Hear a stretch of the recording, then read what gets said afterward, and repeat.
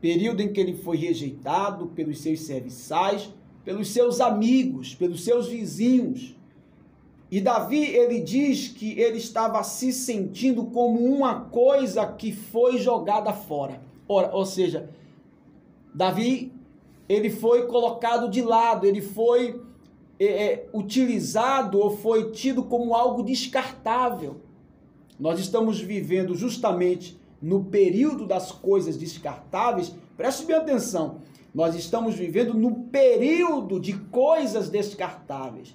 Mas essa cultura dos descartáveis, ela é tão forte que o ser humano, ultimamente, tem tratado o seu semelhante como algo descartável também. As pessoas estão usando o seu semelhante e depois descarta. E isso é rejeição, isso é abandono. Isso é uma das coisas que traz mais dor ao ser humano, que traz mais tristeza à alma e ao espírito do homem, é a tal da rejeição. Davi está passando por esse processo aqui, ele relata isso no Salmo 31. Ele relata justamente esse período em que ele está sendo rejeitado por tudo e por todos. Ora, se Davi, que era rei, ele passou por esse processo, imagine nós, meros cidadãos comuns. Ou melhor, talvez você diga assim, não, pastor, mas eu posso me livrar da rejeição, tal, eu posso utilizar aqui as minhas habilidades, eu posso utilizar as minhas artimanhas e eu posso me livrar da rejeição. Ora, não queira enganar a si mesmo. Nem Jesus, nem o próprio Deus foi livre da rejeição. João capítulo 1, Evangelho de João capítulo 1, está lá escrito: ele veio para os que eram seus, mas os seus o rejeitaram. Esse texto está fazendo alusão a Jesus Cristo, está fazendo alusão ao Messias.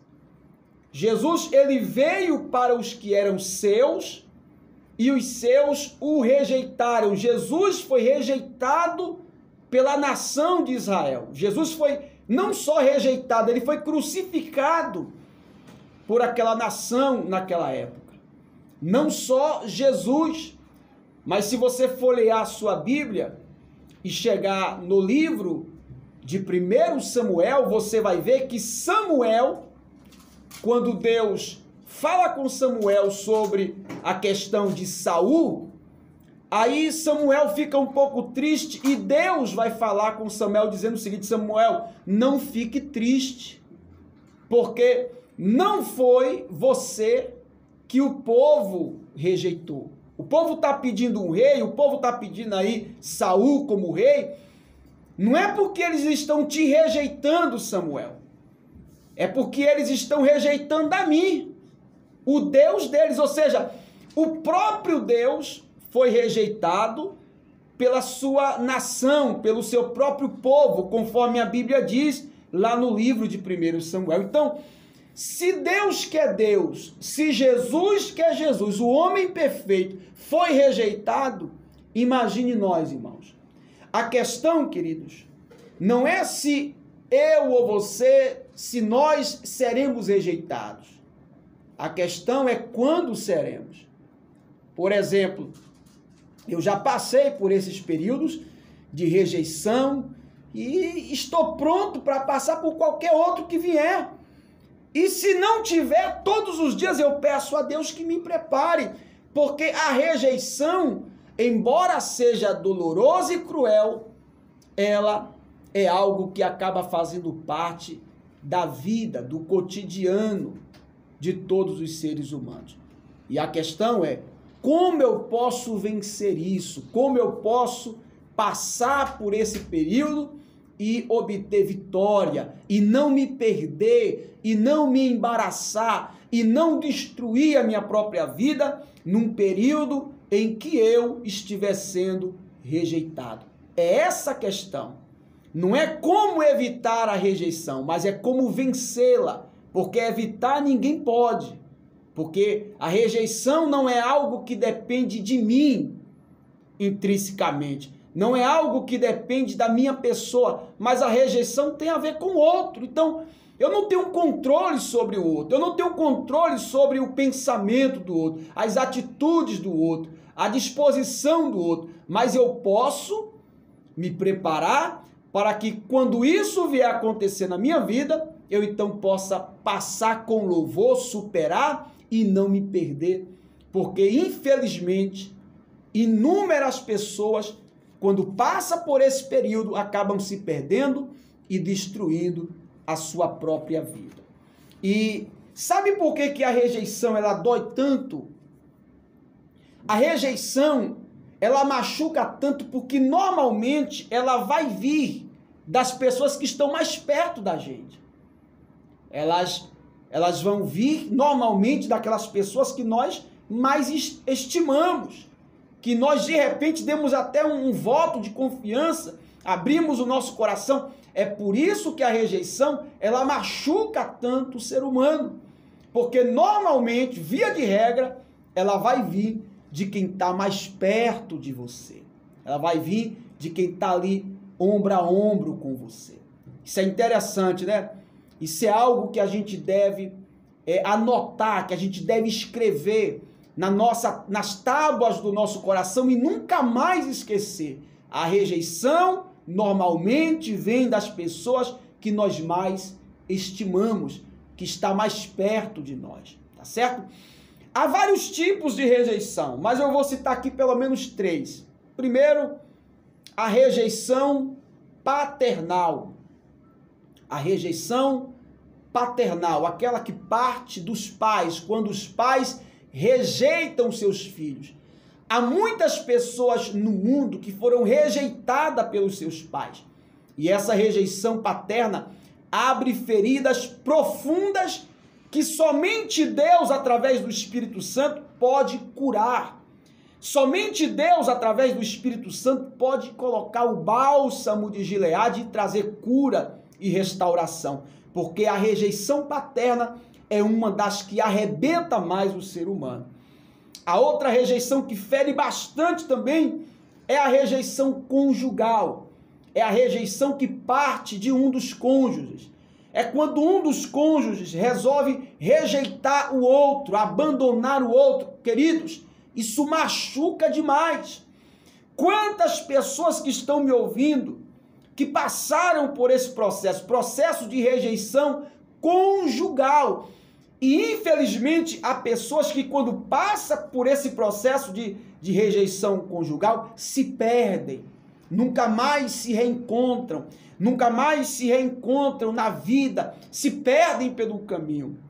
E o terceiro tipo de rejeição é a rejeição social. É quando a sociedade nos rejeita, quando grupos específicos da sociedade rejeitam alguma pessoa. Por exemplo, é o grupo da escola que não aceita o amigo, rejeita o amigo. Infelizmente, às vezes até dentro da igreja acontece isso. A pessoa é rejeitada por grupos dentro da igreja, ela não consegue participar daquele grupo, porque determinados grupos, se é que eu posso chamar de grupo, está mais para algo como facção, né? Tipo de facção dentro da sociedade. São pessoas que se organizam e dizem, não, aqui não entra mais ninguém. E esse grupo, às vezes, age rejeitando outras pessoas, provocando nessas pessoas que estão sendo rejeitadas dor e sofrimento, dor e aflição. Davi, ele vai dizer aqui no Salmo 31 e no versículo de número 9 a seguir, Davi diz assim: ó Senhor Deus, tem compaixão de mim, pois estou aflito. Os meus olhos estão cansados de tanto chorar, estou esgotado de corpo e de alma. No verso 10, a tristeza acabou com as minhas forças, as lágrimas encurtam a minha vida, estou fraco por causa das minhas aflições, até os meus ossos estão se desgastando. Ou seja, Davi, ele está descrevendo o que ele está passando por causa da rejeição que ele está vivendo. Dores nos ossos, dores na alma, no espírito, aflição na sua vida, desgaste da sua própria vida. Davi, ele está descrevendo a tamanha, a profunda dor que ele está vivenciando por ele estar sendo rejeitado pela nação que Deus o havia constituído como rei. Meus queridos, se Davi, que era um homem de guerra, se Davi, que era um homem de intimidade profunda com Deus, se Davi, ao ser rejeitado, passou por tudo isso, imagine o que não passa aquelas pessoas cuja fé são rasas, cuja espiritualidade é rasa, cuja comunhão com Deus é superficial, pessoas que vivem a sua vida inteira cristã na beira do rio, ali banhando-se na quebração das ondas, nunca foram a um nível onde as águas são mais profundas, a um nível de profundidade com Deus, com o Espírito Santo, porque é nesse nível de profundidade que o homem desenvolve habilidades, que o homem desenvolve musculatura espiritual para aprender a lidar com os processos dolorosos da sua vida, com a rejeição, contra a traição, com o abandono, com a calúnia. É quando você tem uma vida de profundidade com Deus que você vai desenvolver isso. Mas, infelizmente, eu posso assegurar que essa geração de cristãos, e não apenas de evangélicos, de cristãos, católicos, espíritas e todos os demais aí de religião, são a geração de pessoas que se dizem cristã mais rasas que eu já pude estudar, que eu já pude perceber na minha vida. São pessoas rasas demais. É a geração miojo, é a geração fast food, é a geração McDonald's, é a geração que não tem habilidade com o fogão a lenha, é o forno elétrico, é a geração imediatista, é a geração que não aceita os processos da vida. E quando você não aceita, meu irmão, os processos da vida, a vida que torna difícil é sua, porque o processo de amadurecimento é o mesmo, ele não muda. O mundo não muda porque você virou imediatista. As etapas da vida não mudam porque hoje você pode se comunicar com alguém do outro lado do mundo com um clique na internet, com uma mensagem no WhatsApp. Irmão, não confunda a vida real com a vida virtual. Os processos de amadurecimento da vida, eles são normais, requer tempo, requer habilidades, e as pessoas estão tentando atropelar as coisas naturais, achando que a vida é como um passe de mágica. E você precisa entender, meu querido, que quanto mais rápido você se afastar desse estilo de vida, esse estilo de vida imediatista, fast food, esse estilo de vida, sabe, fogão rápido, você precisa se afastar de tudo isso, porque isso diz respeito àquilo que não é real. A realidade é outra. A realidade da vida humana é outra. O ser humano, ele tem etapas a passar na sua vida. E chega um momento que você, de repente, precisa passar pela rejeição. Aí, por você não ter lastro, por você não ter maturidade, você acaba se perdendo, você acaba tentando contra a sua própria vida. Quantas pessoas tiraram as suas vidas porque foram rejeitados por alguém que amava, por um cônjuge, por alguém que gostou, um namorado, uma namorada? Quantas pessoas tiraram a sua própria vida porque não foram aceitas em determinados grupos sociais? Ou seja, você não pode cair nessa besteira, queridos, porque a vida, ela tem seus dissabores. Não existe vida perfeita. E é por isso que eu estou aqui já há quase 3 anos dizendo para você que você precisa amadurecer, que você precisa deixar de ser um crentezinho mimimi e você precisa mergulhar na palavra, descobrir quem você é, para que você possa resistir os dias maus. Paulo diz isso em Efésios. Paulo diz, olha, para que possais resistir os dias maus. Ou seja, todos nós temos os dias maus. O ano não é feito só de verão. O ano não é feito só de primavera. O ano tem 4 estações. A nossa vida não é feita só de verão. A nossa vida não é feita só de coisas boas. A nossa vida não é feita só de 1000 maravilhas. Há processos dolorosos, há rejeições, há calúnias, há abandonos.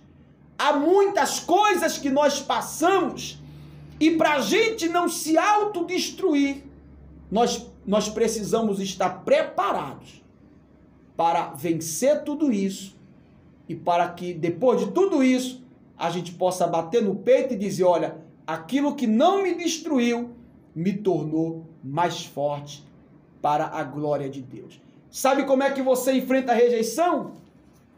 Conhecendo quem você é. Quem você é em Deus. Quem é a tua pessoa em Deus, qual a tua identidade em Deus, o que a palavra de Deus diz quem você é. Você está aí acreditando em astrologia, você está aí acreditando, sabe, em adivinhação, você está aí acreditando em tudo, mas você não acredita em Deus. Você não acredita naquilo que Deus diz a teu respeito, e a teu respeito Deus diz que você é nação santa, que você é o povo adquirido dele, que você nasceu para ser vitorioso. Acerca do teu respeito, Deus diz que você é filho, filha dele.